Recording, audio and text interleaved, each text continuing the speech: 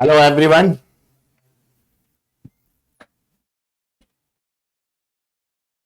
Hello everyone. Welcome to the KGS IS India's most trusted learning platform. जैसा कि आप देख चुके होंगे, जानते भी होंगे, मैं हूं मनोज जायसवाल, आपका गवर्नेंस का mentor. And in this class we are going to discuss the syllabus of the governance and undercurrents of the syllabus of the governance। इस कक्षा में हम लोग बात करेंगे गवर्नेंस, जो आपका जीएस पेपर 2 का सेक्शन है, उस सेक्शन में आपका जो पाठ्यक्रम है वह पूरा का पूरा चर्चा में आएगा और उसमें जो अंतर्निहित बातें होंगी उन पर भी हम लोग चर्चा करेंगे।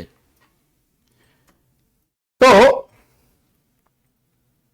जब आप देखते हैं अपने सिलेबस को और यूपीएससी एग्जाम के पेपर 2 को, जो कि आपके एग्जाम्स में 2012 से जुड़ा, मेन एग्जाम में बहुत सारे लोग गुड आफ्टरनून और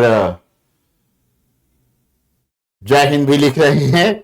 जय हिंद मित्रों, जय हिंद इंडिया, जय Hind Bharat and good afternoon also.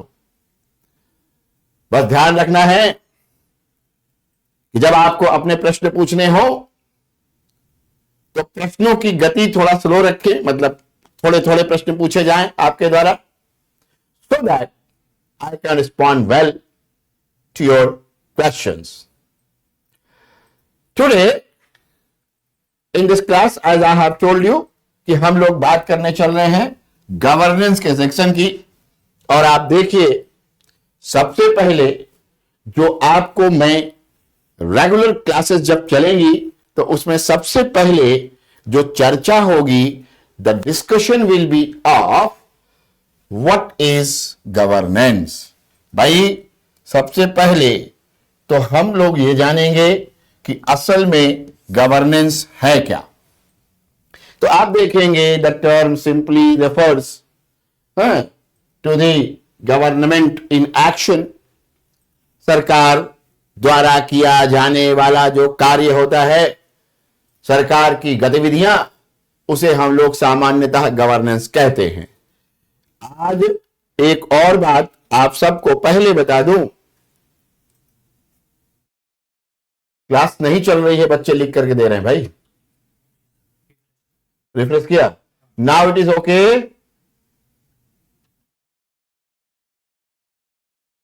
Okay sir जी, बफरिंग हो रही है। ओके रिफ्रेश करें। अभी भी हो रहा है क्या बफरिंग? स्मूथ हो गई class. Now the class is smooth. पर वहां तो रुका हुआ है, वो देखो वीडियो। ओके फाइन, पक्का? चलिए, तो मैं फिर से एक बार बोल देता हूं, क्योंकि आप लोगों ने कहा कि क्लास में बफरिंग थी या क्लास ठीक नहीं चल रही थी। तो सिलेबस हिंदी में और अंग्रेजी में सब एक जैसा है। हिंदी में मैं लिखता रहूंगा, चिंता ना करिए, हाँ टेंशन न लीजिए। पूरा का पूरा हिंदी में आपको टेक्स्ट मिलेगा, मटेरियल मिलेगा, और साथ साथ ये जो इंग्लिश की क्लास है ये बड़ी यूनिक सी होगी। हिंदी माध्यम के लोग और इंग्लिश मीडियम के लोग दोनों लोग अपना अपना नोट्स भी लिख पाएंगे। और मेरा सजेशन सबको रहेगा कि ज्यादा मैसेज करने के बजाय अपना ज्यादा क्या करेंगे, अपना ज्यादा लिखते रहने की कोशिश करेंगे। Both the medium students will get each and everything in the same manner। एक बार अगर मैं बोलूंगा हिंदी में तो दूसरी बार इंग्लिश में भी बोलूंगा, parallelly, simultaneously। So you should not be worried about that, okay? Don't worry about that। So देखिए, गवर्नेंस को हिंदी में क्या कहा जाता है? तो इसे कहा जाता है अभिशासन। सो अभिशासन क्या होता है? तो actually action part of the government is governance. सरकार द्वारा की जाने वाली जो गतिविधियां होती हैं उसे ही गवर्नेंस कहा जाता है। ठीक सर जी, आज जो भी पढ़ाएं आप उसका पीडीएफ भी हिंदी में सेंड कर दीजिएगा। देखिए, मैं आपको यह बताना चाहता हूं, हिंदी और इंग्लिश दोनों में कंप्लीट मटेरियल का पीडीएफ मिल जाएगा, परेशान मत होइए। अब इस संदर्भ में कोई मैसेज मत कीजिए, मस्त रहिए। ठीक, टेंशन मत लीजिए, टेंशन लेने की जरूरत नहीं है। फिर जो है आप देखो कि गवर्नेंस क्या हो गया, तो सरकार जो भी निर्णय ले, the actions, activities, processes and decisions taken by the government is actually the governance. तो फिर से हिंदी वाले लिख लेंगे कि सरकार द्वारा किए जाने वाले कार्य, गतिविधियां, सरकार की प्रक्रियाएं तथा उसके द्वारा लिए जाने वाले निर्णय गवर्नेंस कहलाता है। फिर इसमें एक चीज और लिखा हुआ है कि it is also the process by which an authority is conferred on rulers. Actually वास्तविकता में जो गवर्न करते हैं, जो शासन करते हैं, उन पर या उनको जो अथॉरिटी मिलती है, जो प्राधिकार मिलता है, उसी के द्वारा वो करते हैं। तो ऐसा भी माना जा सकता है या ऐसा भी कहा जा सकता है कि ये एक ऐसी प्रक्रिया है, अगला पॉइंट लिखेंगे कि गवर्नेंस एक ऐसी प्रक्रिया है जिसके द्वारा शासकों या अभिशासकों, दोनों शब्द लिख सकते हैं, शासकों अथवा अभिशासकों को प्राधिकार प्रयुक्त करने का अधिकार होता है। क्लियर, याद रखिएगा, दिस इज गवर्नेंस क्लास। तो गवर्नेंस का मतलब क्या हो गया, आप समझ गए। अब देखिए गवर्नेंस की मीनिंग, उसका डेफिनेशन, ये सारा कई तरह के जगहों पर मिलता है। जैसे वर्ल्ड बैंक इसको डिफाइन करेगा, वर्ल्ड बैंक डिफाइन करता है तो साथ साथ यूएनडीपी भी डिफाइन कर देती है। कहने का मतलब यह है कि फिर लिख के आया, क्लास नहीं चल रही है, अभी भी चल रहा है क्या, ऐसा चल रही है, ओके, तो मुझे उधर ध्यान नहीं देना है। चलिए, तो ये जो है कई लोगों ने इसको डिफाइन किया है, यानी कि आपके अभी हम केवल सिलेबस पे बात कर रहे हैं, फिर क्लास पर आएंगे। ठीक है, थोड़ा सा सिलेबस को समझिए। तो जो अगला चरण सिलेबस का है, आपके पाठ्यक्रम का है, वो क्या है, वो है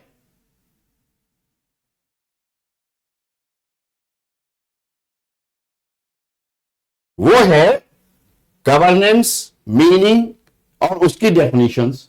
इस पर हम लोग चर्चा करेंगे। फिर हम लोग आगे जाएंगे कि आप सीधे सिलेबस में देखते हो, लिखा मिलता है important aspects of governance. Okay, governance के महत्वपूर्ण पक्ष, अभिशासन के महत्वपूर्ण पक्ष, और उसमें आपसे जो आपका पाठ्यक्रम है उसमें केवल दो चीजें रखी गई हैं, एक है अकाउंटेबिलिटी और दूसरा है ट्रांसपेरेंसी। लेकिन गवर्नेंस के और भी बहुत सारे पक्ष हैं, यहां देखेंगे तो रूल ऑफ लॉ, विधि का शासन। गवर्नेंस के महत्वपूर्ण पक्षों में मैंने आपसे कहा था कि हम लोग क्या करेंगे, हम लोग इस सिलेबस का जो अंतर्निहित मामला है उसको हम लोग देखेंगे। तो अंतर्निहित क्या है, सिलेबस में आपके मेंशन करता है केवल अकाउंटेबिलिटी एंड ट्रांसपेरेंसी। तो डिटेल तो हम केवल उन दोनों का पढ़ेंगे, लेकिन क्या गवर्नेंस के केवल यही दो पक्ष हैं? नो, एक्चुअली गवर्नेंस के और भी अनेक पक्ष हैं। वो कौन कौन से हैं? तो सबसे पहला है रूल ऑफ लॉ, विधि का शासन, ट्रांसपेरेंसी, पारदर्शिता, फिर उसके बाद रिस्पॉन्सिवनेस, अनुक्रियाशीलता, हिंदी के लोग लिखते जाएंगे, अनुक्रियाशीलता, फिर उसके बाद अकाउंटेबिलिटी, जवाबदेही, फिर उसके बाद डिसेंट्रलाइजेशन, विकेंद्रीकरण,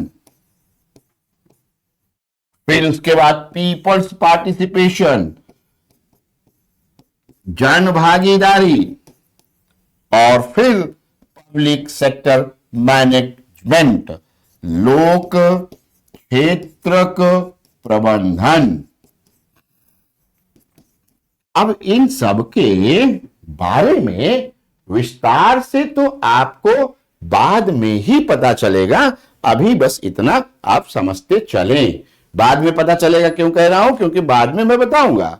आई will discuss these things in very detailed manner later. जब हम जवाबदेही के बाद लिखा है विकेंद्रीकरण, विकेंद्रीकरण जो 73वां और 74वां संविधान संशोधन होता है वो करता है भारत में विकेंद्रीकरण, ठीक है। और विकेंद्रीकरण के बाद लिखा है जन भागीदारी, जन भागीदारी, और उसके बाद लिखा है लोक क्षेत्रक प्रबंधन। जो पब्लिक सेक्टर वाला मामला है उसमें प्रबंध को लाना, उनको मैनेज करना, ठीक। ओहो, ये शुरू में मैं बोल दिया था, ये जो है पेपर 2 है, पेपर 2 जीएस मेंस एग्जाम, सामान्य अध्ययन मुख्य परीक्षा के द्वितीय प्रश्न पत्र में गवर्नेंस भी है। ओके, ध्यान रखिएगा, ठीक है। कोई अच्छा क्वेश्चन है तो बताना, कोई अगर कोई डाउट कोई पूछता है तो। ये क्या लिख रहा है? प्लीज मैसेज, क्या ये क्या जिसको आपने हाईलाइट किया? ऊपर जाइए, ऊपर जाइए। अच्छा अच्छा अच्छा, हाँ ओके, चलिए। तो ये जीएस पेपर 2 है। अब देखिए, क्योंकि हम लोग तो इंपॉर्टेंट एस्पेक्ट्स ऑफ गवर्नेंस में देखे कि इतनी चीजें हैं, तो हम क्या करेंगे, हम अपना जब स्टडी करेंगे सिलेबस पर तो हम सब पढ़ेंगे। अच्छा, ये अलग बात है कि कुछ चीजें शायद आप पहले से जानते रहेंगे तो हो सकता है उसको ना पढ़ना पड़े, लेकिन पढ़ना पड़ता है। So what we have to do, we have to go through with all the aspects of the governance, all the, अभी सिलेबस डिस्कस हो रहा है, सब लोग ध्यान में रखिएगा, केवल पाठ्यक्रम का डिस्कशन चल रहा है, अभी कुछ पढ़ा नहीं रहा हूं, ठीक। तो क्या करेंगे, हम लोग रूल ऑफ लॉ देखेंगे। अब रूल ऑफ लॉ में बहुत से लोग, आप लोग पॉलिटी में पढ़े ही होंगे, लेकिन आप देखिएगा तो हम लोग यहां डिस्कशन डाइसी के कॉन्सेप्ट का तो करेंगे। We will discuss the concept of A V Dicey with respect to the rule of law, but we have to discuss more because we are studying governance. So what we will discuss more, we will also discuss the difference between rule of law and French administrative law. हम लोग विधि का शासन तथा France की प्रशासनिक विधि की जो अवधारणा है उसे भी हम पढ़ेंगे। और फ्रांस की जो प्रशासनिक विधि की अवधारणा है, एक्चुअली उसे फ्रेंच लैंग्वेज में ड्रॉइट एडमिनिस्ट्रेटिव कहा जाता है। ड्रॉइट एडमिनिस्ट्रेटिव कहा जाता है।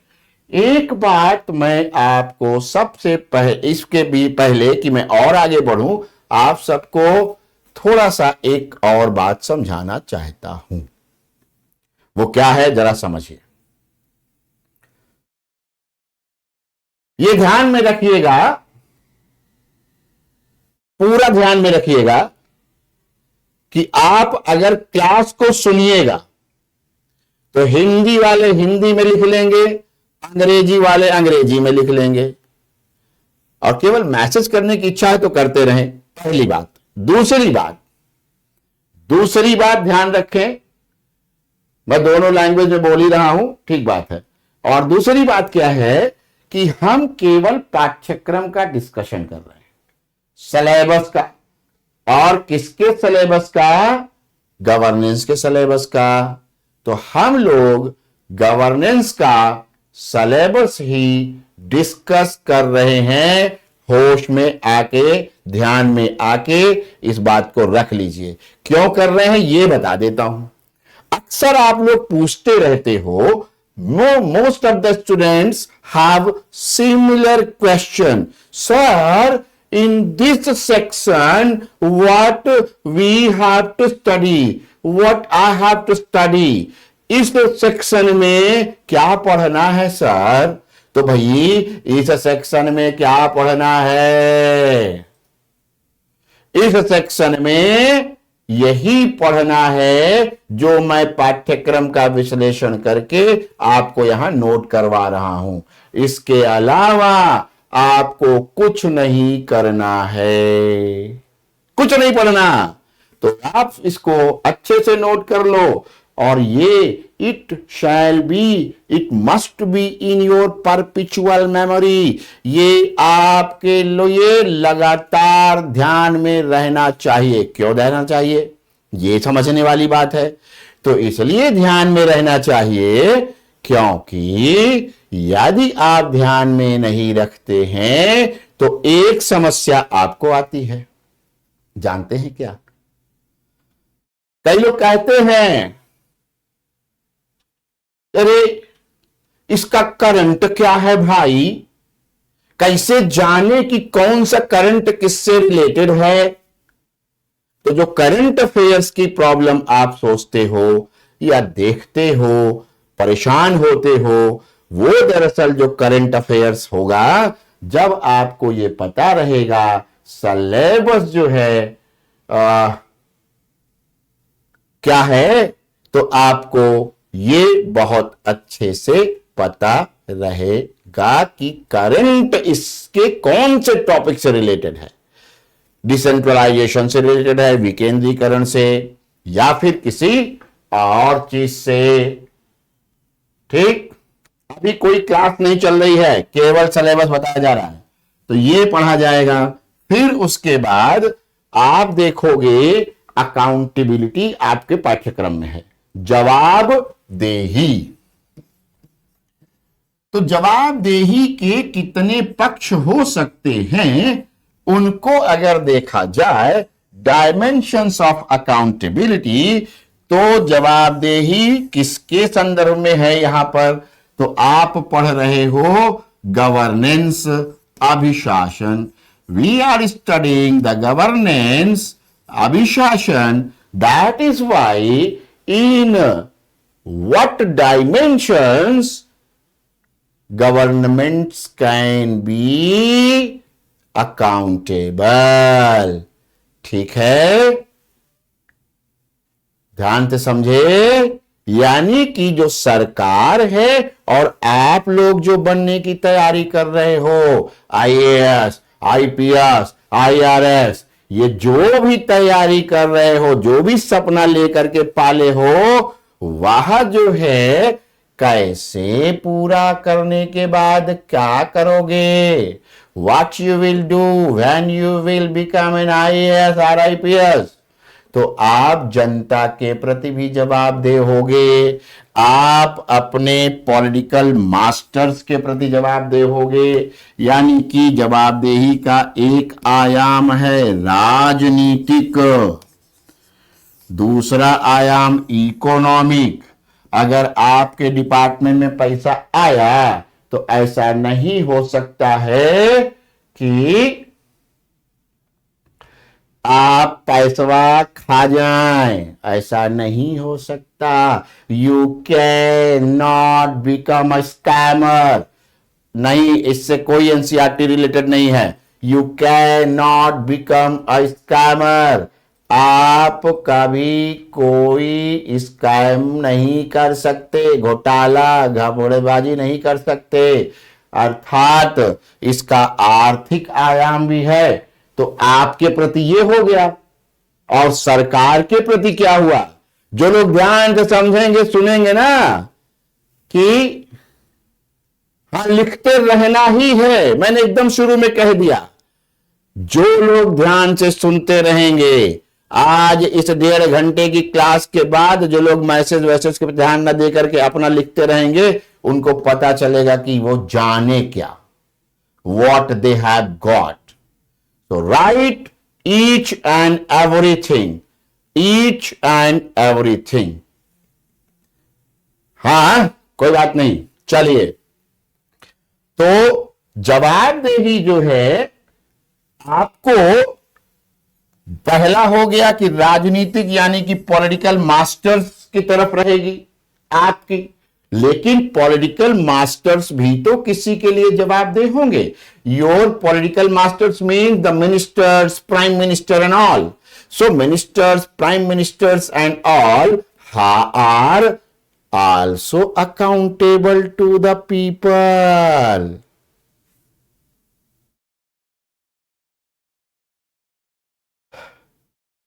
मैं जितना कुछ बोल रहा हूं सब लिखिए। आपका जो भी लैंग्वेज है उसमें लिखते रहिए, जैसे बोल रहा हूं वैसे लिख लीजिए। ओके, चलिए।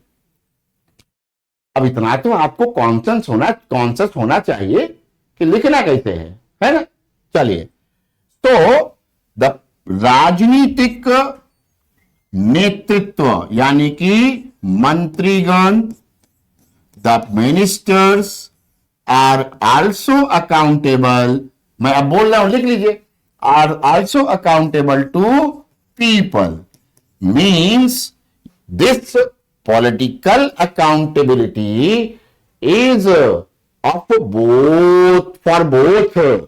इसका मतलब यहां होता है, यानी कि हिंदी वाले लिखे अर्थात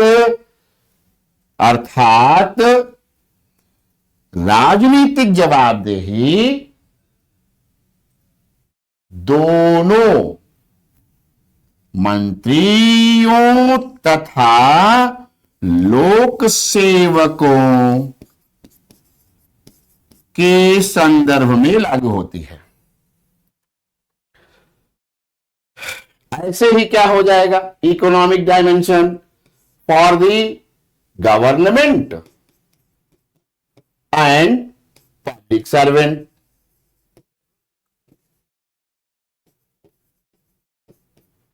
सरकार एवं लोक सेवक दोनों के लिए। इसी तरह से सोशल भी, इसी प्रकार से सामाजिक भी हो जाएगी दोनों के लिए। सरकार का भी सामाजिक उत्तरदायित्व है, और आप जानते हैं the governments fulfil their social responsibilities by the several social programmes and projects. आप यह माफ कीजिएगा, आप यह अच्छे तरीके से जानते हैं कि सरकारें अपने सामाजिक, लिख लीजिए कि यह सर्वविदित है कि सरकारें अपने सामाजिक उत्तरदायित्व का निर्वहन विभिन्न सामाजिक योजनाओं तथा परियोजनाओं के माध्यम से करती हैं। क्लियर है? चलिए, और सोशल रिस्पॉन्सिबिलिटी पब्लिक सर्वेंट्स की भी है, समाज के प्रति लोक सेवकों की भी जवाबदेही बनती है। और वो कैसे हो जाती है? तो ध्यान में रखेंगे, लोक सेवकों की सामाजिक जवाबदेही कैसे हो जा रही है? तो देख लीजिए, बहुत सिंपल है। जनता के प्रति, जनता ही तो समाज है, तो towards the people, towards the public at large. Clear? अच्छा, और स्लो हो जाता हूं, टेंशन न लीजिए, हो गया स्लो अभी से ही।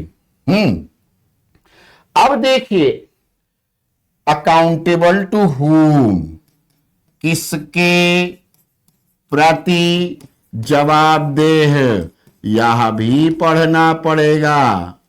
ओके, अब जब लोक सेवक हैं, पब्लिक सर्वेंट, पब्लिक सर्वेंट, लोक सेवक, लोक सेवक, तो अब ये किसके प्रति जवाबदेह होंगे? तो have you ever been in any organisation? क्या आपने कभी किसी संगठन को देखा है? क्या आप ये जानते हैं कि संगठन कैसे बना होता है? तो मुझे लगता है सब जानते हैं। Everyone knows well, everyone। कैसे? कि कोई भी संगठन का एक मुखिया होता है, वन इज अ हेड, प्रमुख, ठीक। और जब आप कोई विभाग या मंत्रालय समझ लें, इसको मान लीजिए ये क्या है? तो ये है आपका इनकम टैक्स विभाग, आयकर विभाग है। तो आयकर के विभाग का सबसे ऊपर में प्रमुख कौन होगा? Who will be the head of the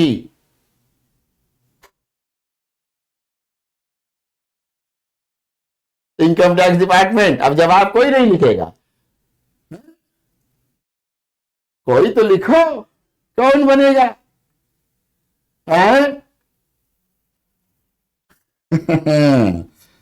FM मिर्ची। समझ में आया क्या? वित्त मंत्री। और जब वित्त मंत्री इसका प्रमुख होगा, गुड, लिखा तो लोगों ने, finance ministry, finance ministry, very good, very good.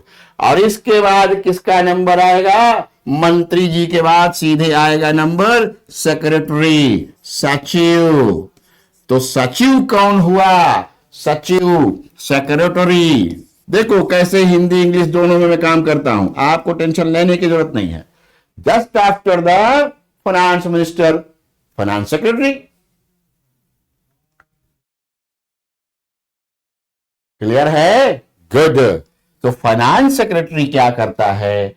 वो सचिवालय सहायता देता है इनको। अब इसके बाद क्या आ जाएंगे? ढेर सारे, और अब आईटी डिपार्टमेंट का कोई एक डायरेक्टर होगा, फिर उसके बाद ढेर सारे इनकम टैक्स कमिश्नर। तो ये जो हेड है, the finance minister is accountable to the people. लेकिन चूंकि ये लोग नेता होते हैं, इसलिए इनको आप सोचते हैं कि जनता के लिए नहीं है। And they fulfil there accountability through the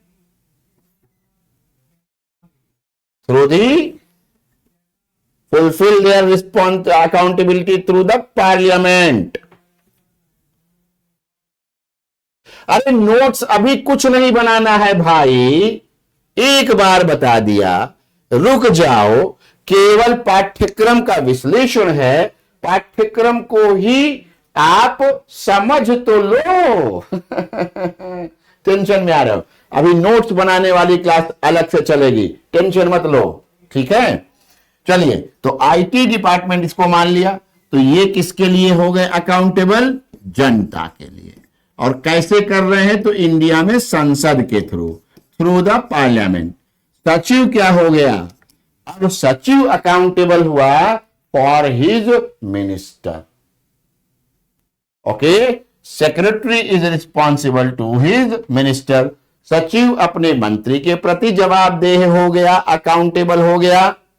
और इसी तरह से बाकी सारे पूरा का पूरा अपने पद सोपान यानी कि हायरार्की, आंतरिक हायरार्की, इंटरनल हायरार्की मतलब आंतरिक पद सोपान, ठीक, यही है पद सोपान। नीचे से ऊपर तक जो लोग हैं वो अब जो नीचे है वो अपने ऊपर वाले के प्रति, सब्जेक्ट ऑप्शनल अलग से होता है भाई। चलिए, इसके बाद देखिएगा विधायिका के प्रति यानी कि संसद के प्रति जवाबदेही, जो मैं बता रहा हूं कि वित्त मंत्री आएंगे संसद में, विधायिका में जवाब देंगे। न्यायपालिका के प्रति यदि कोई गड़बड़ी हो गई तो मामला चला जाता है न्यायपालिका, और फिर न्यायपालिका में जवाब देना पड़ता है। फिर जनता और मीडिया भी इसमें अपना रोल प्ले करती है।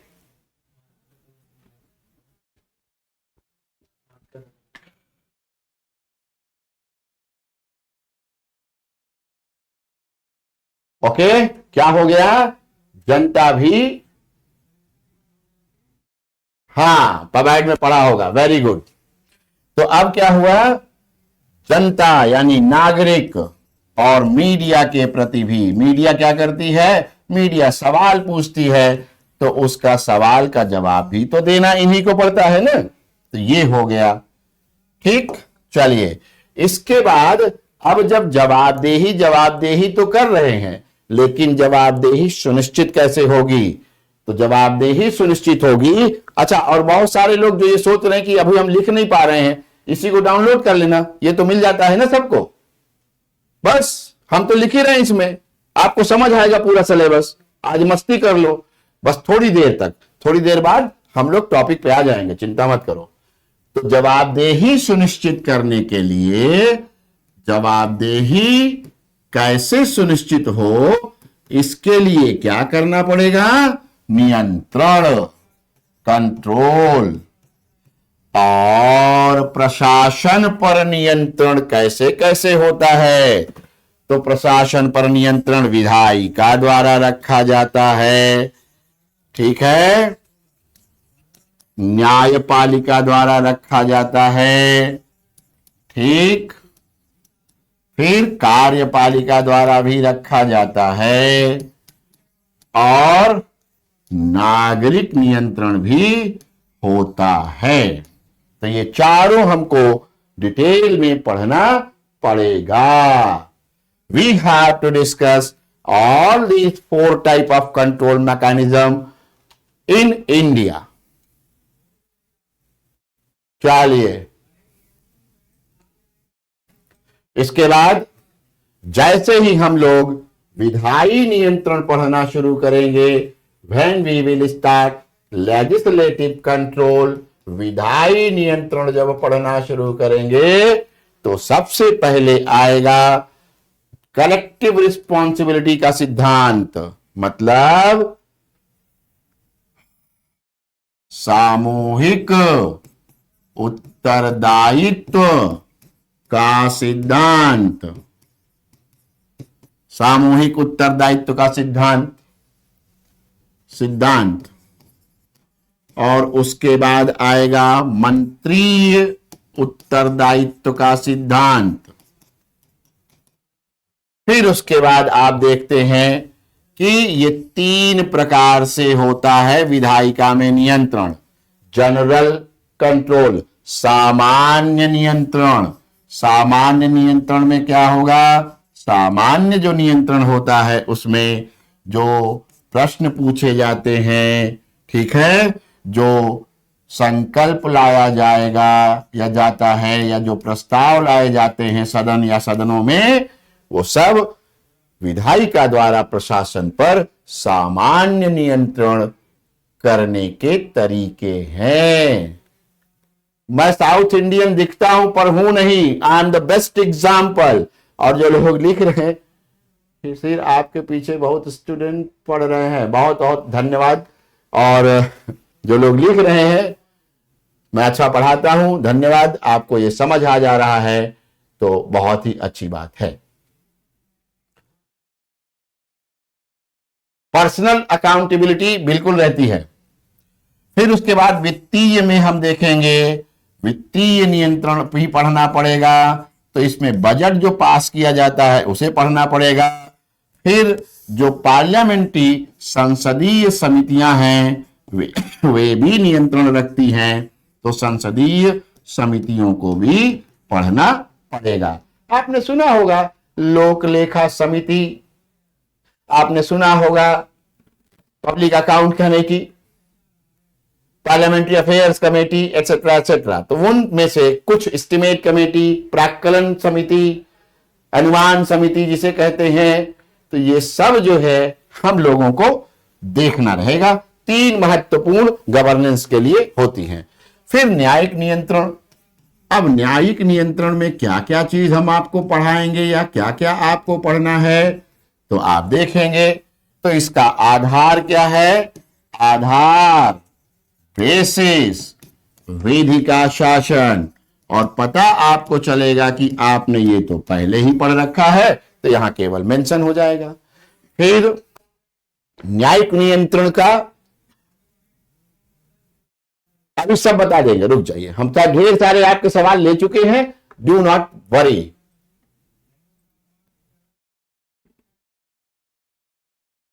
ओके, चलिए। फिर इसका उद्देश्य क्या है? What is the purpose, what is the purpose. Okay, so purpose is that to ensure the legality of administrative actions and thereby to protect the rights and freedom of citizens। इसका मतलब हुआ कि न्यायिक नियंत्रण का सब मिलेगा भाई, हिंदी में, अंग्रेजी में। कितनी बार एक ही सवाल पूछते हो? Everything will be available in Hindi and English both, don't worry. ठीक है, तो प्रशासनिक प्रक्रियाओं की वैधता, इसका उद्देश्य क्या होता है? तो प्रशासनिक प्रक्रियाओं की वैधता सुनिश्चित करना, जिससे कि लोगों के अधिकारों तथा किसका? अधिकारों तथा उनकी स्वतंत्रता की रक्षा की जा सके। फिर उसके बाद है अगला मामला कि ये किस स्थिति में आता है। तो ओवरफीजेंस, मिसफीजेंस, मेलफीजेंस, एरर ऑफ फैक्ट फाइंडिंग और एरर ऑफ प्रोसीजर। अब इसको तो ओवरफीजेंस ही लिखा जाएगा, ओवरफीजेंस अर्थात, अच्छा, फीजेंस का मायने क्या होता है? ओके, फीजेंस का मायने होता है what is expected enough. Hindi में इसको कहेंगे जो पर्याप्त रूप से अपेक्षित हो। सपोज आप एक लोक प्रशासक हैं, आईएएस अफसर हैं, तो what the duties and responsibilities are expected from you। यदि आप एक आईएएस ऑफिसर हैं तो आपसे किस प्रकार के कर्तव्यों एवं उत्तरदायित्वों के निर्वहन की अपेक्षा की गई है, वह, बस अंडरस्टैंडिंग ही बना रहा हूं जिससे आगे क्लास एकदम आसान हो जाए। वह अब उससे ज्यादा कर दिया, ओवरफीजेंस। नहीं कर पाए, मिसफीजेंस। और किसी तरह से मतलब उसका दुरुपयोग कर दिया, मिसफीजेंस, कम कर दिया, मेलफीजेंस, कु मेल, जैसे मेल न्यूट्रिशन वैसे मेलफीजेंस। फिर तथ्यों की खोज में त्रुटि कर दिया किसी प्रशासक ने, तथ्यों की खोज में त्रुटि, मामला कुछ और बन रहा था और निर्णय कुछ और कर दिया, ये क्या हो गया, गड़बड़ी, गड़बड़ी हो गई। या प्रक्रियागत त्रुटि, प्रोसीजर गलत अपना लिया तो भी गड़बड़ है। तो अगर ये जो है 5 स्थितियां बनती हैं प्रशासन द्वारा, तभी जुडिशरी इंटरवीन करती है। जुडिशरी यानी कि न्यायपालिका तभी हस्तक्षेप करेगी जब इन 5 में से कोई स्थिति हो, अन्यथा न्यायपालिका बिल्कुल हस्तक्षेप नहीं करती है। चलिए आगे बढ़ जाते हैं। अब कैसे करेगी, तरीका क्या है, तरीके कौन कौन से हैं न्यायपालिका के पास नियंत्रण रखने के? तो इसका नाम आप खूब सुने हैं, जुडिशियल रिव्यू, न्यायिक पुनरावलोकन, न्यायिक पुनरावलोकन। फिर विधिक appeal, statutory appeal, suits against government, सरकार के विरुद्ध अभियोग, सरकार के विरुद्ध अभियोग, सूट्स अगेंस्ट गवर्नमेंट ऑफिशियल, सरकारी अधिकारियों के विरुद्ध अभियोग, सरकारी अधिकारियों के विरुद्ध अभियोग, ठीक। और फिर न्यायिक सक्रियता, जुडिशियल एक्टिविज्म। चलिए इसके बाद नागरिक नियंत्रण। तो नागरिक नियंत्रण में ओम्बुड्समैन देखेंगे हम लोग क्या होता है।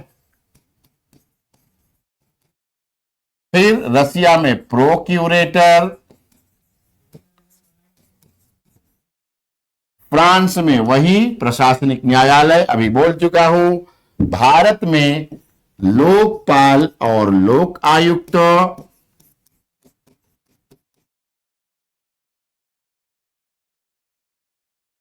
फिर भ्रष्टाचार निरोधी अन्य अभिकरण तथा कानून। अब देखिए इसके बाद अगला टॉपिक आपका जो सिलेबस में है वो है पारदर्शिता। अब पारदर्शिता का मतलब क्या होता है? एक गाना सुने हैं क्या, हिंदी में है, कहीं आर कहीं पार, आर पार। पारदर्शिता का मतलब हुआ आर पार। नहीं सुने हैं, पुराना है बहुत, गाँव चाहिए, कुछ लोग सुने हैं। तो जो कभी आर और कभी पार है ना, वही है पारदर्शिता। जैसे जब आप लगाते हैं गॉगल्स तो वो नहीं होता ट्रांसपेरेंट, लेकिन जैसा स्पेक्स मैंने लगा रखा है तो आप केवल मेरे चश्मे नहीं बल्कि चश्मे के भीतर मेरी आंखों को भी देख लेते हैं। इसका मतलब ये हुआ, जरा ध्यान से समझना, कि मेरे चश्मे के पीछे जो मेरी आंखें हैं ये हो गई सरकार, और चश्मा एक दीवार है, उसके बाहर हम लोग हैं, जनता, वी द पीपल। तो क्या हुआ, अब सरकार कहती है, मान लो कि I am giving you the informations, if the government says that the government is providing you the informations, etc., etc.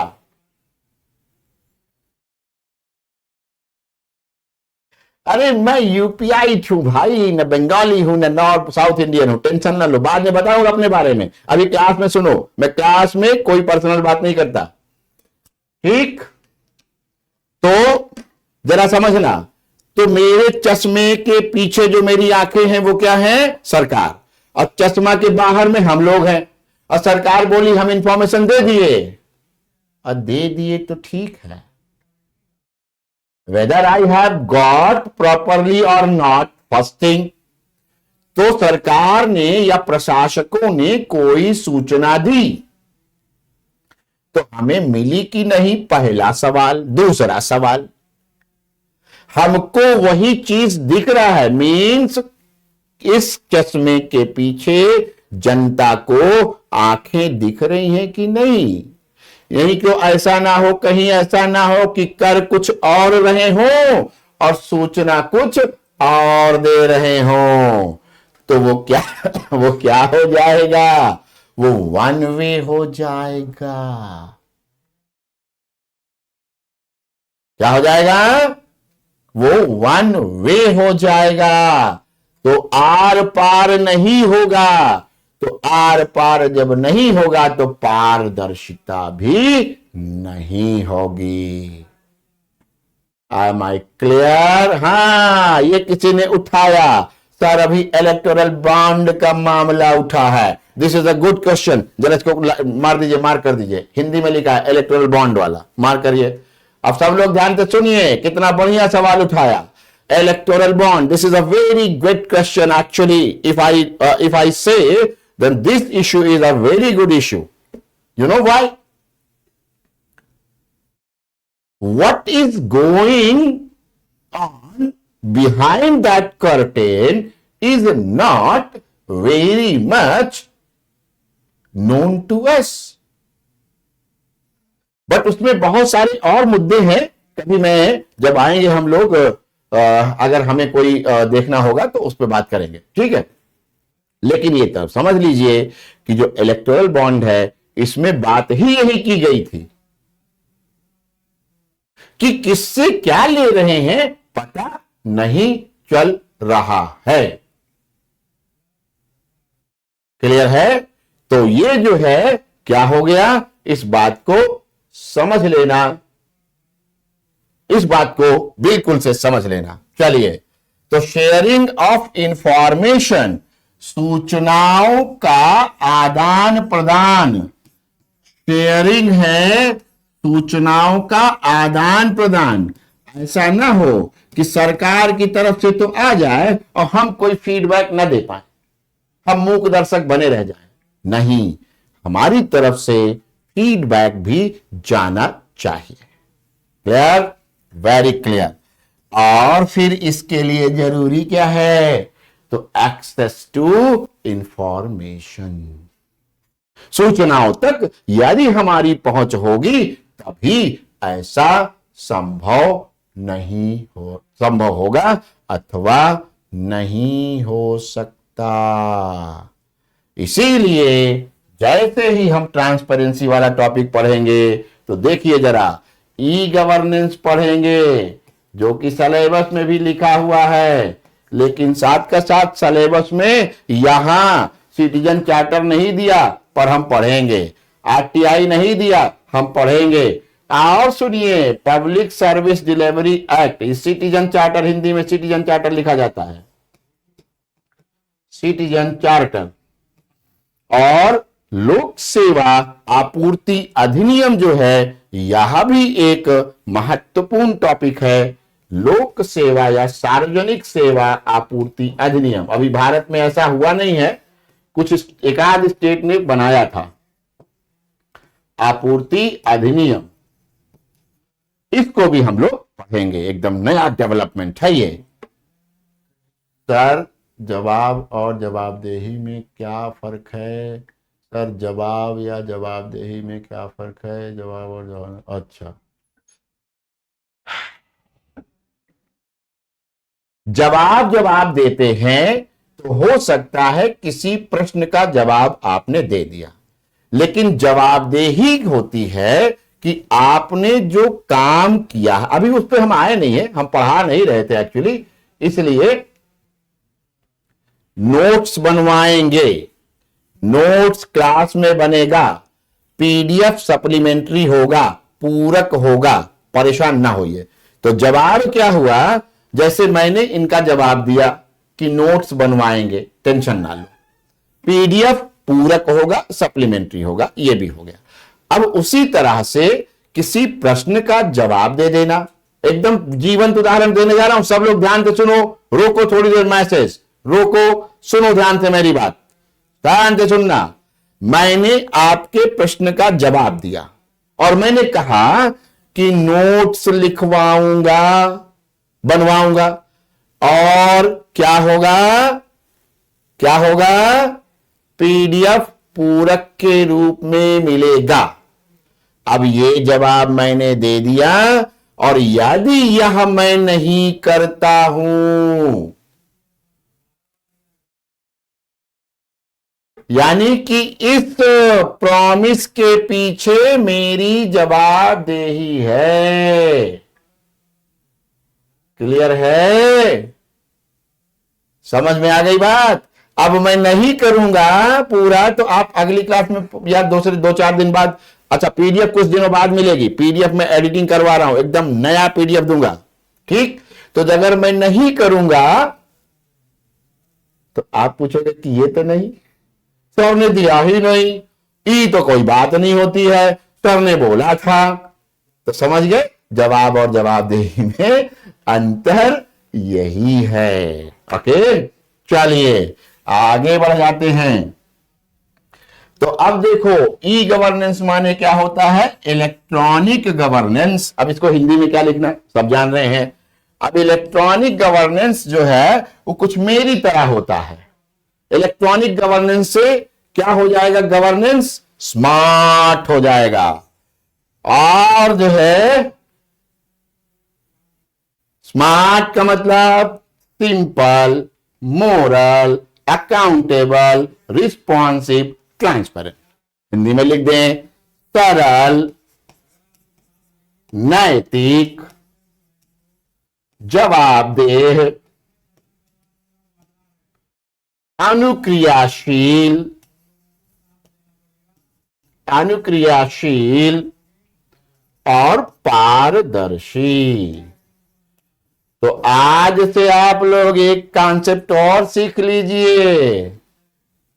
Thank you भाई, स्मार्ट तो ठीक है, थैंक यू। हाँ, आज से एक चीज और सीख लीजिए, और वो क्या है मालूम है, स्मार्ट बोलेंगे किसको,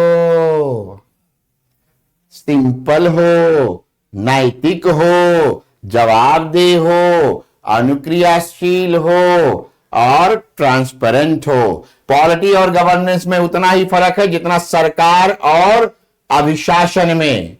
सरकार क्या है, बॉडी है, सरकार का स्टडी आप करते हो पॉलिटी में, और जब उसके एक्शन और एक्टिविटीज की आप स्टडी करते हो तो गवर्नेंस हो जाता है।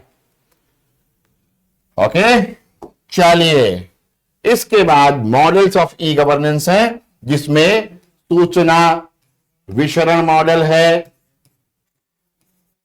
सूचना विसरण मॉडल, जैसे टेलीविजन या रेडियो हमको सूचना देता है।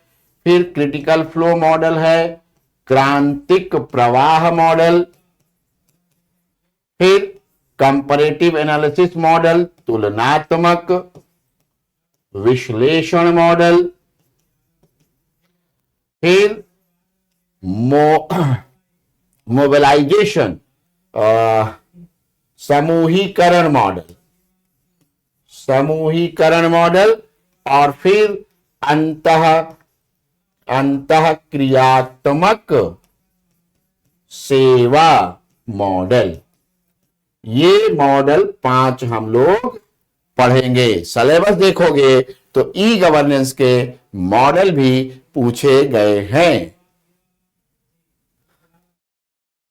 भैया केजीएस इंडिया का मोस्ट ट्रस्टेड लर्निंग प्लेटफॉर्म है और ये साबित होगा, चिंता मत करो आप। फिर इसका एप्लीकेशन में हम लोग देखेंगे शहरी सेवाएं, करों का भुगतान, ठीक, फिर शिकायतें दर्ज कराना, फिर विकास परियोजनाओं में ई गवर्नेंस, फिर कार्मिकों का या सरकारी नौकरों का नियुक्ति, ट्रांसफर आदि में प्रयोग, और फिर हमारा और सरकार के बीच अंतःक्रिया, इंटरैक्शन कैसे होता है, आप करते हैं सरकार से अंतःक्रिया, ठीक है। यहां आ गया थैंक यू, तो थैंक यू का मतलब हुआ सिलेबस कंप्लीट हुआ, क्लास नहीं, ओके। सिलेबस क्या हो गया, कंप्लीट हो गया। अब देखिए हम लोग सबसे पहले जो पढ़ेंगे, अरे sorry I have made something, क्या हो गया, जो हम लोग पढ़ेंगे, अच्छा जो हम लोग पढ़ेंगे वो पढ़ेंगे गवर्नेंस। कोई बुक नहीं खरीदनी है, कोई मटेरियल नहीं खरीदना है, किसी के बहकावे भटकावे में नहीं आना है। If you will write each and everything in the class, तो तुम पीडीएफ भी नहीं पढ़ोगे, समझ गए। क्लास में अब हम लोग अगर देखेंगे तो सबसे पहले इस गवर्नेंस के अर्थ को समझेंगे, अभिशासन के अर्थ को समझेंगे। अभिशासन का अर्थ क्या है ये समझें।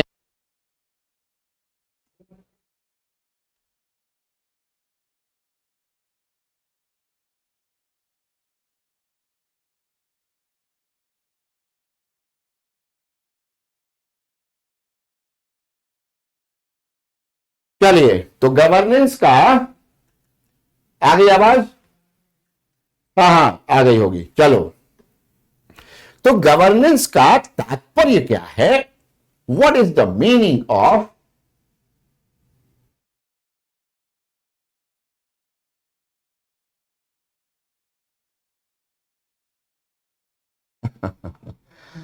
when we study the governance, okay. ये कहीं से कुछ गड़बड़ हो गया है, एक मिनट फिर से लिख देता हूं, नहीं कोई बुरी मैसेज डालेगा। देखो सर ने अभिशासन भी गलत लिखा है, इनको हिंदी नहीं आती, अभिशासन ओके। तो अभिशासन जरा समझना होगा। और अब जो है, जो लोग भी ध्यान से पढ़ना चाहते हैं और अपना करियर बनाना चाहते हैं, कुछ पाना चाहते हैं, तो वो चुपचाप हो जाएंगे, एक भी मैसेज नहीं लिखेंगे। Those who are very sincere in this class, who are willing to be something in his life or her life, they will be very careful to learn what is going to be taught them. जो लोग भी समझदार हैं अब वो ध्यान से सुनेंगे। देखिए, पहले अगर देखोगे तो भैया ये शब्द बना किससे है, governance, the term is made by the govern. English Hindi सब लोग नोट्स बनाना शुरू कर दें, और ध्यान रखें, कर दे रहा हूं भैया, स्पीड कम कर दे रहा हूं, कम कीजिए क्लास का, कर दे रहा हूं, टेंशन न लीजिए। अब नहीं छूटेगा, नहीं छूटेगा, सब लिखोगे आप, okay. The term governance is made by the word govern. Governance Hindi में भी लिखा जाता है, जरा ध्यान रखिएगा, तो आपको लिखना है कि गवर्नेंस शब्द अंग्रेजी के गवर्न से बना है। अंग्रेजी के गवर्न से बना है, which means, which simply means, which means to rule, जिसका सामान्य अर्थ शासन करना होता है। सामान्य अर्थ शासन करना होता है। ठीक है, आगे बढ़ जाइए। नाउ अब मैं कुछ सवाल ऐसे, मेरा जो पढ़ाने का स्टाइल है उसके बीच में आप समझ जाएंगे कि लिखना क्या है। तो जो मैं यहां लिखूंगा वो लिखना है गवर्न। अब सवाल अगर करो आप अपने से, ठीक है, सवाल करो, हु गवर्न्स, हु गवर्न्स, कौन शासन करता है, हु गवर्न्स, हु गवर्न्स। तो दो सवाल, यहां पर दो चीजें आपको मिलती हैं। आंसर इसका मिलता है, हु गवर्न्स का आंसर मिलता है द गवर्नमेंट। पहला तो हुआ द गवर्नमेंट। इंग्लिश हिंदी वाले लिखें, कौन शासन करता है, हाइफन दे, सरकार करती है। कौन करती है शासन, सरकार करती है, सरकार करती है। क्लियर। फिर है how it governs, how, how it governs, सरकार शासन कैसे करती है, हाउ इट गवर्न्स। तो कैसे करती है, तो सरकार है क्या, सरकार क्या है, तो सरकार तो पहली बात जान लेना, सरकार है कम से कम ये तीन।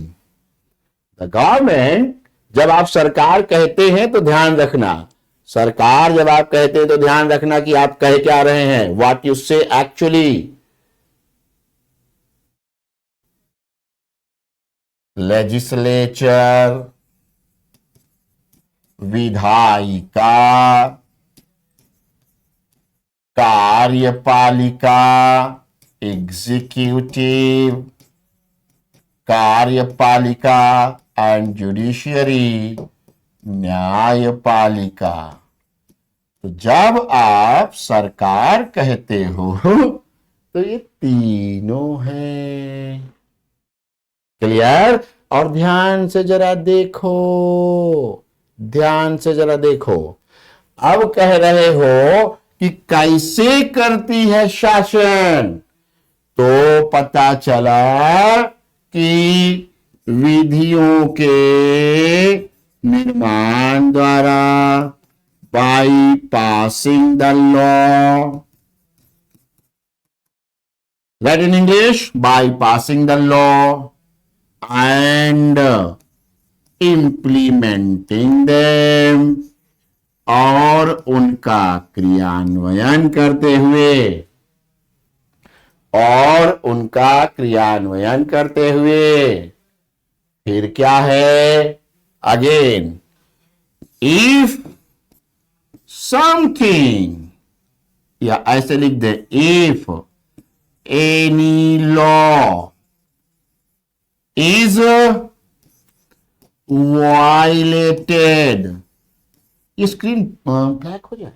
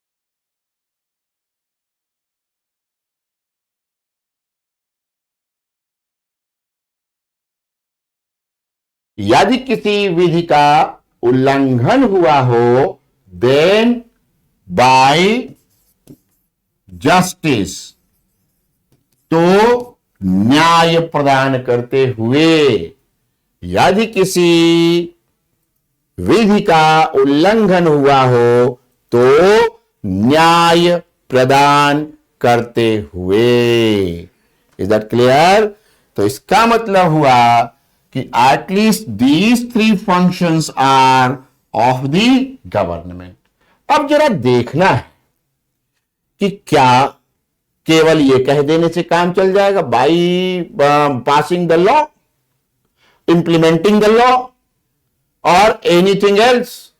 तो इतने से काम नहीं चलने वाला है, इसका पूरा डिटेल समझना होगा। वो थोड़ा लेटर ऑन हम लोग डिटेल्स क्लास में जब जाएंगे। तो अब देखना ये है हाउ इट गवर्न्स हो गया। तो ये जो हाउ इट गवर्न्स है, how it governs is actually governance, means to govern whatever, लिखिए, it means to govern the society or the country, whatever is done by the government is governance. Okay, Hindi वाले लिखें, इस प्रकार, इस प्रकार,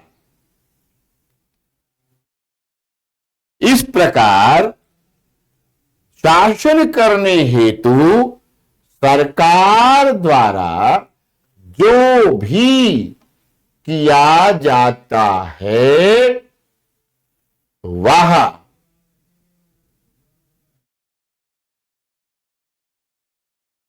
जो भी किया जाता है वह अभिशासन कहलाता है। वो क्या कहलाता है? अभिशासन कहलाता है।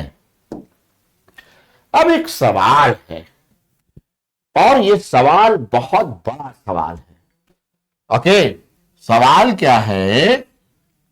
The question is what is the difference between rule and governance,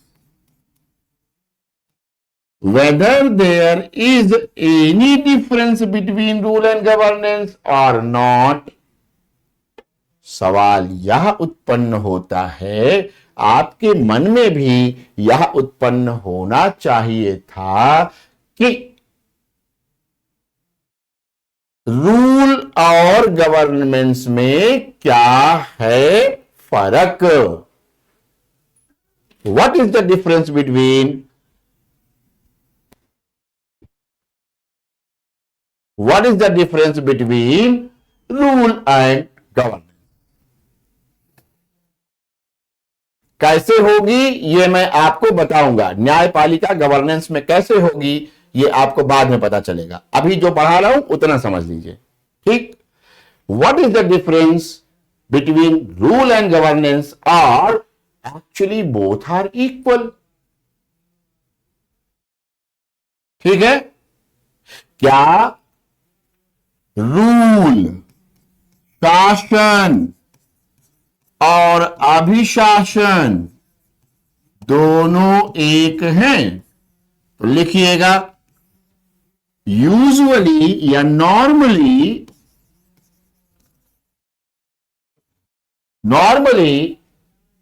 people use these both the words interchangeably। सामान्यतः लोग इन दोनों शब्दों को एक दूसरे के रूप में प्रयुक्त करते हैं, एक दूसरे के पर्यायवाची के रूप में लिख दीजिए, पर्यायवाची के रूप में प्रयुक्त करते हैं। किंतु but there is a difference in these both. किंतु इन दोनों में बहुत भिन्नता है। सामान्यतः लोग दोनों शब्दों को एक साथ एक दूसरे के पर्यायवाची के रूप में प्रयुक्त करते हैं, किंतु दोनों में भिन्नता है। क्या भिन्नता है, अब जरा समझिए। Rule involves control. शासन में जनता पर नियंत्रण का तत्व निहित होता है। जनता पर नियंत्रण का तत्व निहित होता है। While in governance there is involvement of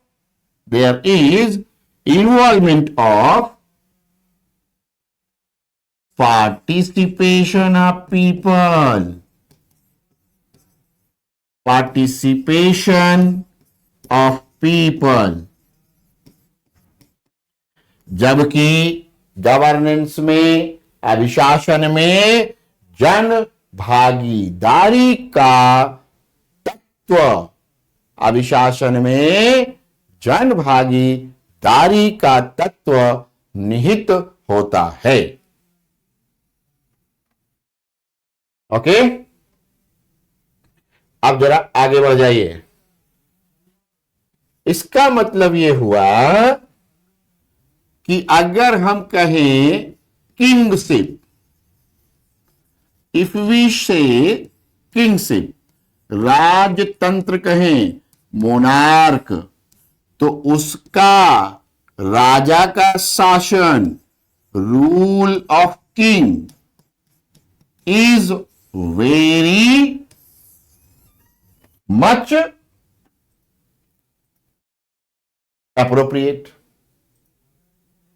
यदि हम कहें राजतंत्र की बात, तो वहां रूल कहें तो बात समझ में आती है, लेकिन लोकतंत्र में, डेमोक्रेसी में, लोकतंत्र में क्या होना चाहिए, इसी से समझ लीजिए। इसमें हो सकता है राजतंत्र में रूल हो सकता है, लेकिन डेमोक्रेसी में टर्म तो फिर गवर्नेंस ही होना चाहिए, शुड बी गवर्नेंस। क्लियर है?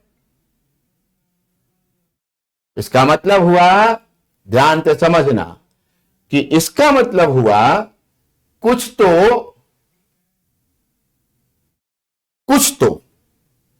गड़बड़ था कि जब डेमोक्रेसीज आ गई, और यहां तक कि वर्तमान दौर में भी कई बार रूल बोला जाता है, बीजेपी रूल, कांग्रेस रूल। ये क्या है? ये असल में लेस डेमोक्रेटिक है। मैं इसे कहता हूं यह अलोकतांत्रिक है, लोकतांत्रिक है ही नहीं। इसका यह भी मतलब हुआ कि जब सरकारें गवर्नेंस पर ध्यान नहीं दे रही थी, ध्यान से समझते चलिए सारी बातें, जब सरकारें गवर्नेंस पर ध्यान नहीं देती थी, तो वे जनता के प्रति कम समर्पित सरकारें हुआ करती थीं। Got the point? When the governments were not emphasizing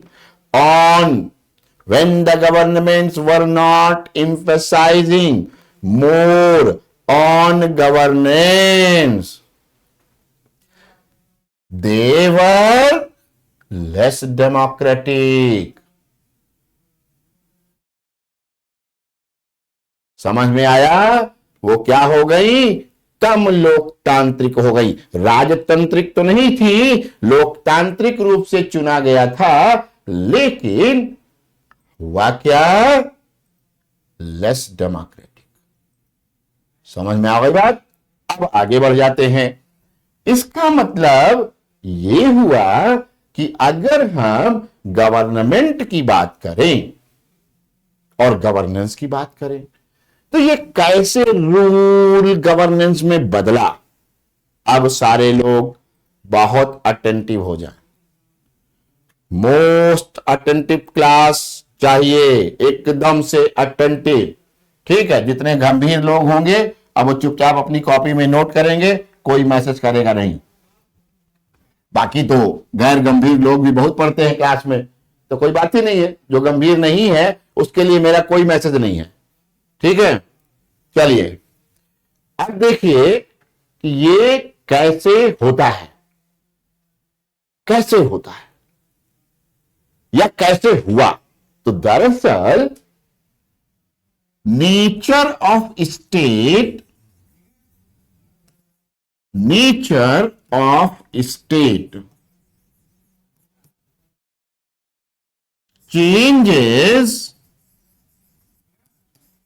the nature of governance। ये हेडिंग है, इसको हिंदी वाले भी लिखें। राज्य की प्रकृति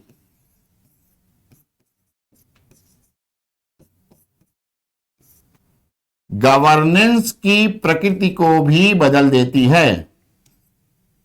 ओहो, गवर्नेंस की प्रकृति को भी बदलती है।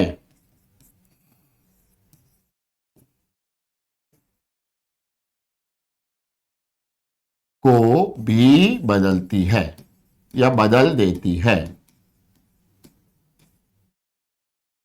इतना बड़ा हेडिंग बना लीजिए। और अब आप एक काम और कर लीजिए, डू वन मोर थिंग। अब हेडिंग बनाइए नेचर ऑफ स्टेट।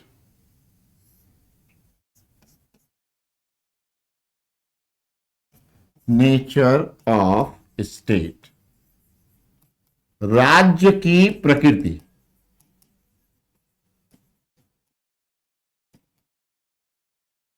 राज्य की प्रकृति, ठीक, राज्य की प्रकृति। और इसमें 3 चीजें लिखनी है। जैसे मैं बताता रहता हूं वैसे नोट्स बनाते रहेंगे तो जिंदगी भर, जब तक आप तैयारी में रहेंगे, आपको तो देगा ही काम, आपके बच्चा बुतरू को भी देगा काम। You will tell to your children also कि तैयारी करनी है तो लो नोट्स तो पढ़ो। ठीक, चलिए ध्यान से करेंगे। नेचर ऑफ स्टेट, पहला लिखिए लेजर्स फेयर, और इसका एग्जाम्पल जो है आप लोग खुद अपना ही ले लीजिए। जैसे आप लोग हैं ना अभी इस क्लास में, वही होता है लेजर्स फेयर। हाँ, जिंदगी के साथ भी, जिंदगी के बाद भी। हाँ भाई, बिल्कुल।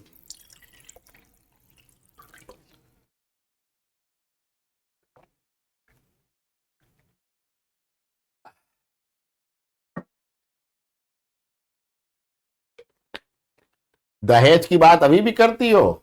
गलत बात है, बहुत गलत बात। ज्ञान के रूप में ले जाओगी। चलिए, लेजर्स फेयर, उसके बाद क्या, उसके बाद इंटरवेंशनिस्ट,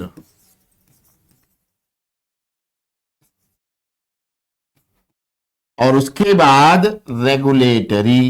अच्छा, ये जितने हिंदी वाले हैं उन सब से मेरा एक बड़ा अनुरोध है, विनम्र अनुरोध है कि वे सभी सारे टर्म इंग्लिश वाले भी लिखते रहें। इंग्लिश वाले भी लिखते रहें। चलिए, तो लेजोस्फीयर का हिंदी हुआ अहस्तक्षेपी। अहस्तक्षेपी राज्य की प्रकृति थी। फिर ये क्या है? हस्तक्षेपी राज्य की प्रकृति। और ये क्या है? नियामकीय।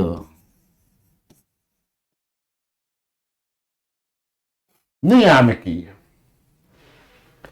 क्या आपने कभी एडम स्मिथ का नाम सुना है? सुनते हैं कि उनको इकोनॉमिक्स के अब्बा कहा जाता है। इंटरवेंशनिस्ट। हाँ, इंटरवेंशनिस्ट ठीक ही है, आपने लिखा। अरे वाह, सुना है, वेरी गुड। तो ये जो लेजोस्फीयर स्टेट था, it was actually based on, अब इतना यस सर लिख दोगे, ठीक है, समझ गए। It was actually based on Adam Smithian idea. यह एडम स्मिथ के विचार पर आधारित था। और क्या आप में से किसी ने, अब पप्पा तो ठीक है इकोनॉमिक्स के एडम स्मिथ थे, लेकिन उसके चाचा का भी नाम था, सुने क्या नाम? इनका नाम था कीन्स, J.M. कीन्स। इनका नाम सुना चाचा का? सुने थे कि नहीं? अच्छा, कुछ लोग लिख रहे हैं नो, कुछ लोग लिख रहे हैं यस। ओके, तो फिर क्या हुआ? कीन्स ने क्या किया? इकोनॉमिक्स के चाचा मैं उनको बोलता हूं। He has given some idea which changed the entire nature of the state. John Ernst Keynes. बहुत बढ़िया, किसी ने पूरा नाम ही लिख दिया। Thank you for full form, मैं तो जानता ही नहीं था यार। अच्छा, तो क्या हुआ? कीन्स ने क्या किया? कीन्स ने बिल्कुल बदल दिया मामला। फिर उसके बाद क्या हुआ? फिर जानते हो क्या हुआ? फिर एक दो नहीं, 1 दर्जन से ज्यादा इकोनॉमिस्ट आ गए, समझे? 1 2 नहीं, 1 दर्जन से ज्यादा। तो क्या तुम लोगों ने कभी सुना है Virginia university, Michigan university, university of Kansas, university of Rochester? सुना है क्या? नहीं सुना तो कोई बात नहीं है। इफ यू हैवंट हर्ड, कहूं जाने का जरूरत ही नहीं है भाई। No need to go anywhere. If you didn't, no matter. लेकिन क्या हुआ कि अब मैं कहना यह चाह रहा था कि ये जो रेगुलेटरी स्टेट बना, नियामकीय राज्य, इसको हम अभी अभी सुना है, वेरी गुड, थैंक यू। इसको हम किसी एक स्कॉलर के नाम पे नहीं देते हैं, क्योंकि कई सारे, यानी कि ढेर सारे स्कॉलर इससे जुड़े हुए। Virginia university, Michigan university, this that, है ना, बहुत सारा। लेकिन इन लोगों ने मालूम है क्या कहा? इन लोगों ने कहा क्या? जरा समझिए। They said that state should not do the things market should do. इन लोगों ने बाजार को बढ़ावा देने की वकालत की। क्या किया? बाजार को बढ़ावा देने की। क्या मतलब? In English you can write, they advocated market intervention. Clear? चलिए आगे बढ़ जाते हैं। अब जरा देखिए, हस्तक्षेपी राज्य, सॉरी अहस्तक्षेपी राज्य, हस्तक्षेपी राज्य और रेगुलेटरी, इन तीनों के कारण क्या हो जाएगा? गवर्नेंस बदलेगा, क्योंकि रोल बदलेगा। और जब रोल बदलेगा, किसका रोल बदलेगा? स्टेट का। तो जैसे ही स्टेट का रोल बदलेगा वैसे ही सारा कुछ बदल जाएगा। इस बात को हम लोग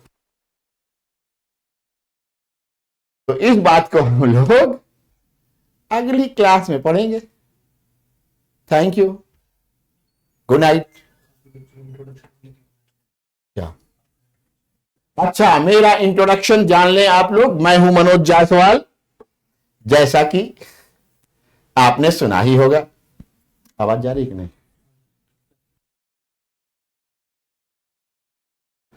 मैं हूं मनोज जायसवाल, जैसा कि आपने सुना ही है, इसमें लिखा भी था governance by Manoj Jaiswal sir. आप लोगों की सेवा लगभग 18-19 वर्षों से, लगभग 20 वर्षों से कर रहा हूं। और अभी हाल ही में KGS Khan global studies, the most trusted learning platform in the world and India, इससे जुड़ा हूं मुख्य रूप से। अच्छा, मैं एक चीज का बहुत ही जीता जागता एग्जाम्पल हूं कि जो दिखता है वो होता नहीं है। I look like south Indian but I am not. मैं दक्षिण भारतीय दिखता तो हूं, लेकिन मैं हूं नहीं। टिपिकल यूपीआई हूं, विशुद्ध रूप से मैं उत्तर प्रदेश से बिलोंग करता हूं। लेकिन कई लोगों से मेरा चेहरा मिलता है। कुछ लोग कहते हैं अजीत डोभाल से मिलता है, तो कुछ लोग कहते हैं यूपी के डिप्टी चीफ मिनिस्टर जो ब्रजेश पाठक है उनसे मिलता है, तो कुछ लोग कहते हैं नहीं सर चिरंजीवी से मिलता है। जिससे भी मिलाना है मिला लीजिए, कोई बात नहीं है। लेकिन असली बात यह है दोस्त, मैं प्रतापगढ़ डिस्ट्रिक्ट का रहने वाला हूं, जो कि लखनऊ और इलाहाबाद के बीच में कुंडा एक जगह पड़ती है, वहां का हूं। आप निश्चिंत रहें। हाँ, थोड़ा सा बचपना मेरा मुंबई में बीता है। पैदा हुआ था बॉम्बे में, तो थोड़ी छोटी मोटी एजुकेशन नीचे वाली वहीं से ले लिया था। बाद में सब इलाहाबाद यूनिवर्सिटी से हुआ।